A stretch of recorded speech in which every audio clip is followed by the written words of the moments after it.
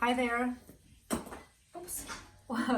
My dry eraser went on the floor. I was gonna say, what are you expecting today? Because whatever you expect, that's exactly what you're going to receive.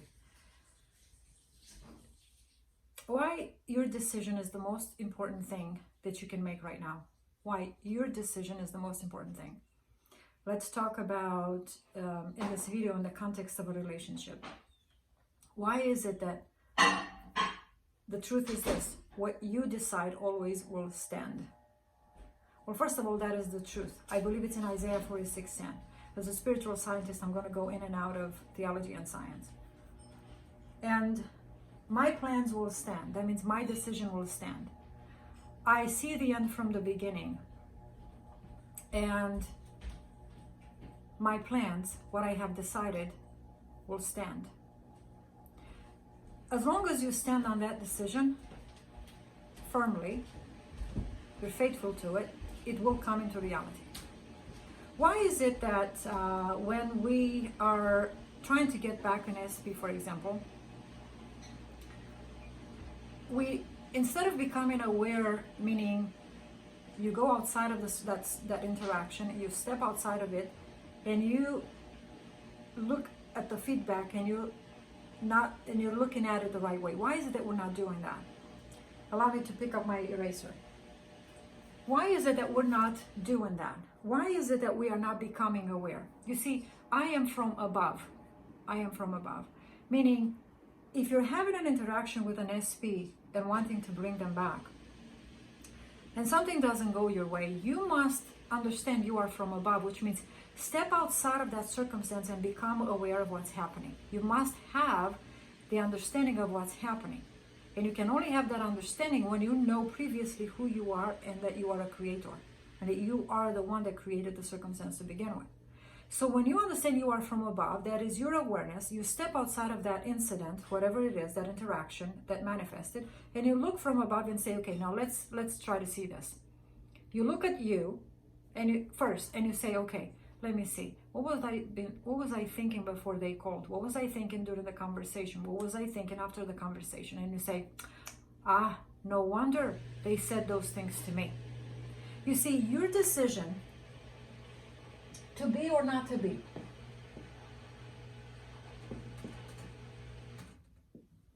Let's talk Shakespeare. To be or not to be. I had a client and she was debating. She did not know if she should be with her partner or not. So before the holidays, she comes to me and says, okay, you know what? I've had enough. You know what? He hasn't popped the question yet. You know what? I don't think this is going anywhere.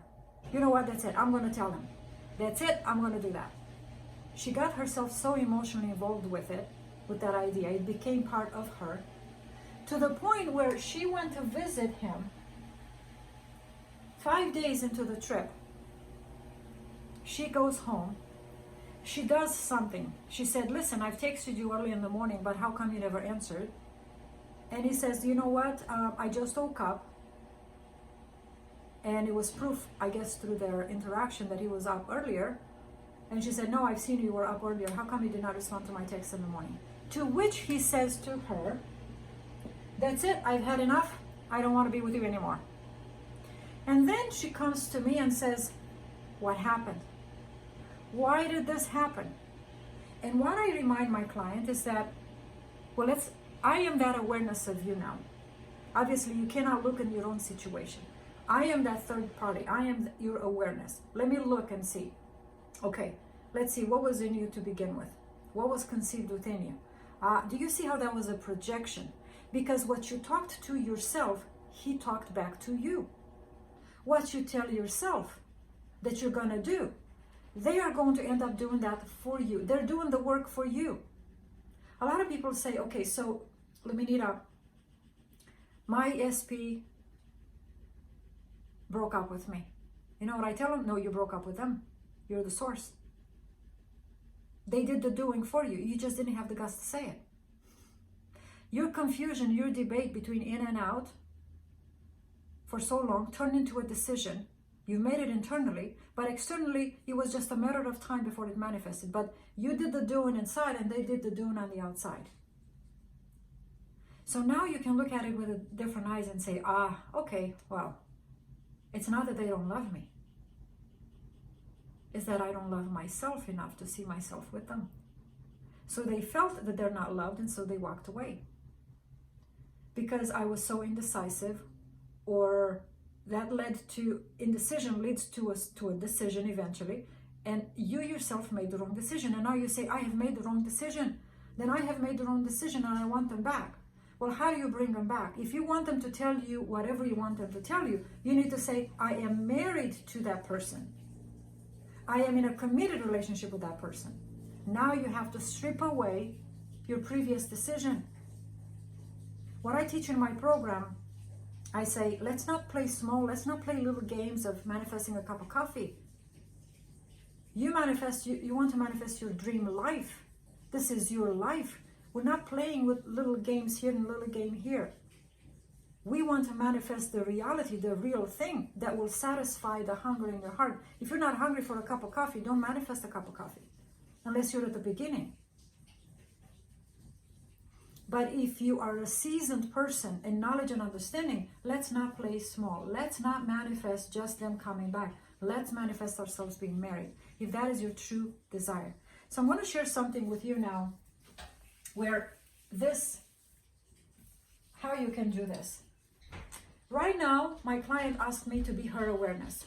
I've empowered her to become her own awareness. You see, right now she's single. And I said, listen, you are married. She says, I want to be married. That's a wishful thinking. And I said, no, you are married. Now I have to see her married too. But I asked her to become her own awareness.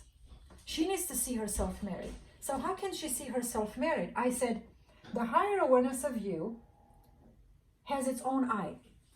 It's really you. It's looking through you. You build a picture. And then you look at the same picture and you say, oh yeah, I am married. You are married, the higher awareness tells you, or I am your higher awareness. And you say, oh yeah, you're right. I see the same picture. I see you married, but you can see yourself married. And it's the same thing. When you see yourself married, it's that higher awareness. And you look, right, I am from above. You step outside of that image and you look down and you say, yeah, I see myself in bed with so-and-so. I see my ring on my finger. That is your awareness. And then you come back within the body. That's the awareness. It's outside the body. And then you come into the body and you agree with it and you say, I am married. This is the soul or the image. This is your mind. This is the conversation. And this is your body or speech. It's this conversation that you have of this image. The you are and the I am has a conversation and it points out the picture. So this is the mind and this is the body. The mind is the activity or your awareness and the body is the speech. I am married. This agreement, when two agree, it will be done unto them. I can agree with you that you are married, or you can agree within yourself. Agree to what? Well, I've seen the image. Of course I'm married. Now you take this with you. And if a thought comes and says, oh, you're still alone. Oh, they haven't called. You say, you strip that away. You just strip that away. And why do you strip that away? If you don't strip that away, understand this. You are power. You just are. It comes through you. It goes out, comes back, goes out and comes back. You are pure energy. If you say, I'm not lovable, I'm not worthy, your desire in the heart the desire comes in a picture. The richness of that darkness, the riches that you create, that means whatever you hold in the heart that's rich to you, that's abundance to you, has been given to you already. So you must understand, whatever image I attach to this energy, it becomes. Right now, I am clothed with inferiority, unloving, unworthiness. You know why? Because you keep looking on the outside. You must look at the heart. What do you see in the heart?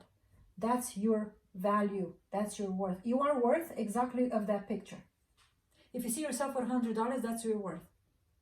The richness and the darkness in the, when you do this and you see dark, that's the soul. You already enter into yourself. If you can't see an image in there, you're poor. But the kingdom of God was given to the poor. This knowledge was given to you. Then when you enter into the soul or imagination just like this, and you begin to put the picture together as big as you want, you're building something, you're building the riches. And so you cut this from looking on the outside because it's dead. It's a past agreement. You made agreement with yourself in the past, and you cut that agreement. How? By making a new decision. And you say, no, I want him. I want him. He's the one. Now you must convince yourself through persistence of looking at this image, or in your heart, or in your imagination, you keep persisting at that image. Because if you say, I am married,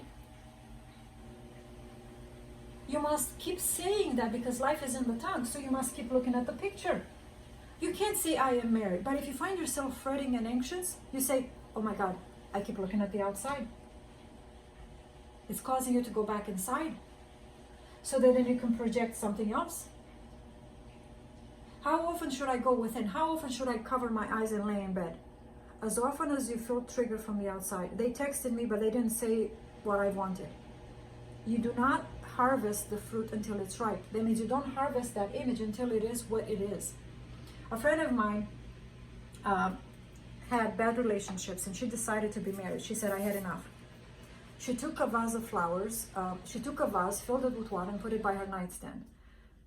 The intention was for her to project a bouquet of flowers that was there from her husband, which would imply that the bouquet came from a husband, which means she had a husband, which means she was married. She did this for, I think she said, a few weeks. One of her friends in her circle that they were not quite necessarily communicating, they ended up talking. 3 months into the relationship, they decided to get married. On their wedding day, he sends her a big bouquet of flowers. Her mother takes the vase which the flowers came in, tosses to the side. She said, I've never found that vase. I don't know where it went. But she said, Mother took that bouquet of flowers and put it exactly in the vase that I was holding by my nightstand. She said, she did my desire. I don't know why she did that, but it was exactly the image that I held within, with the intention that those flowers were from my husband, which implied that she is married. So that image on the outside was connecting with her being married. So you can put something on the outside. Bob Proctor, and this is one of the gold cards, right? He instructs all of us to write my goal, and you put the date. When is this baby? When is this baby due? Okay? You know, the baby is due, or the baby is created in the present moment when you conceive it. But everything has its own delivery time. And so Bob Proctor encourages us, right, to put our goal and then write on it. Why? This is that trigger. When you put it into your pocket, it triggers that image. What you wrote on the card, it triggers that image. And that image implies that you are already, right? We have nerves. I like to call it inner technology. And so the nervous system imprints it within the cells of our brain, that image. Our images are actually stored within the body, according to Dr. Lipton. So understand that if you want to cut away this circumstance, where things are not going as you want them, you need to ignore them. You go back to connect to the picture. So what I would encourage you to do, and I am probably going to do this, I'm going to create a gold card as a PDF, and you can download it on my site, and you can print it out and put this everywhere. Put it in your purse, put it on your wallet, put it everywhere. You want to keep affirming that decision. You want to stay in that agreement, because it's easy to fall back to the old self. So we are wavering between in and out, because we keep looking at what is and what it is we want. We look at what is and we look at what it is we want, and that becomes a joke. It's a joke. It's not a game. It's not a fun game. It's a joke. And you know how jokes are, right? Your circumstance begins to laugh at you. It's like, okay, you're still single, you still don't have the money. Your circumstance is proof of what it is you've been thinking. And so let's change that. Let's stop allowing life to make a fool of us, right? Life is in the tongue. Let's speak only of that desire, of that what's in the heart. Let's imprint pictures to this energy, pure, and make a decision and say, I am pure, I am pure, I am pure, I am pure, and capture to this understanding behind the phrase, behind this affirmation, I am pure. And maybe see a picture of you being pure, like literally maybe being dressed in white clothing. Whatever that symbol is to you, attach it to an image. And you say, I am pure, and you see that image, I am pure, and you see that image. And now, what do? You don't want to get that clothing, white clothing, dirty, right? You don't want to keep looking at the circumstance and keep attaching it to yourself. You say, no. If a label of I'm not worthy comes in and wants to attach itself to that white clothing, you say, bang, bang, bang, you are repellent. You are repellent. And you say, no, I'm going to stay a pure spirit until I make up my mind what it is I want. And when I make up my mind what it is I want, then I'm going to attach these pictures to this white clothing, that multicolored coat of Joseph. So you attach these desires of your life to this coat, but you are pure all the time. So how are you pure? You make a decision to be pure. Attach it with an image, and every time something troubles you, you go back to that image and say, I am pure, I am pure, I am pure. Every time the circumstance or interaction between you and ESP doesn't turn the way you want, you say, I am married to him, I am married to him, I am married to her, I am married to her. It's your persistence. It's your discipline to be persistent that turns that into a fact. The same way this present circumstance was your persistence that turned it into a fact, now you must be persistent into that which you truly want. Because it's obvious this is not what you want. And you have been ignorant to the way that you're creating, and usually when we have something gone, that is when we want it. Now, does she or he want you necessarily? Maybe you say, well, I don't really think they love me. You know what? Do you love them? Do you love them? You cannot commit to something that you don't love. You love them. You love them enough, and they are going to confirm. Remember, they're just a projection of you. If you say, I don't think they love me, you're just saying, I don't think I love myself. That's what it is. What you see in another, you see within you. Take the straws out of your eyes, right? Before you look at another. Remove all these labels off of you so you can see them in a better light. You see yourself in a better light, they're going to be in a better light. As within, so without, as in heaven, so on earth. So build this relationship between you and your heart, and then you build this horizontal relationship. Communicate with him and her now, and then you'll communicate with him and her now here. But be decided. You see, my client, what happened, she had a conversation with her SP through a live video, and she was so nervous. So nervous. He sent her a picture, and she responded back, oh, I see myself with you, and you are my life. And I said, did that come from you or where? She said, no, I think I kind of force things. I kind of push things. And I said, yes, you are doing it into the physical because you're not convinced within you that they're the one for you. You don't have to force anything anymore. You don't have to convince them, you know? And so understand that in these interactions that are going to start happening, I'm going to do this also so I can show you further how to take this home. The past and the future is already built in the now. If you keep seeing yourself as married, that's part of your future. Everything that happens, reverse engineer, the past or the present is here. Well, let me put it this way. The past is where it's outside circumstance. The future is the inner circumstance. But all happens in the now. If I keep looking at my past, I keep looking at outer circumstance. If I keep looking in the now, the inner circumstance, this becomes my now. But it's not in the physical, but in the spiritual, it is. So between here and here, this is also considered the past. So now you're living in the future in the spirit, but everything, interaction that happens in the now, it's the past. So now you ask yourself and say, okay, I'm convinced I'm married with that person. Let me make this the most beautiful experience ever, because I already know where I'm going. I don't have to worry, I don't have to fret. Let me make this experience the best one ever. Don't force things, but always be happy, always be excited. And when you magnetize yourself with this understanding, and you keep looking at that image in the heart, at the inner circumstance, you attract. Because a magnet is magnetized because the molecular structure is in one direction. A demagnetized piece of steel is chaotic. So you magnetize yourself always in the direction, always looking at inner circumstance or looking at what it is you want. Okay? So that's all I wanted to say. Thank you guys for being here. I appreciate all of you. Like, share, subscribe, and leave a comment. And I invite you to come within the program Manifest Without Money. We are manifesting big things. We're adults. We don't want to play small. We want to have a peaceful, loving, and joyous life.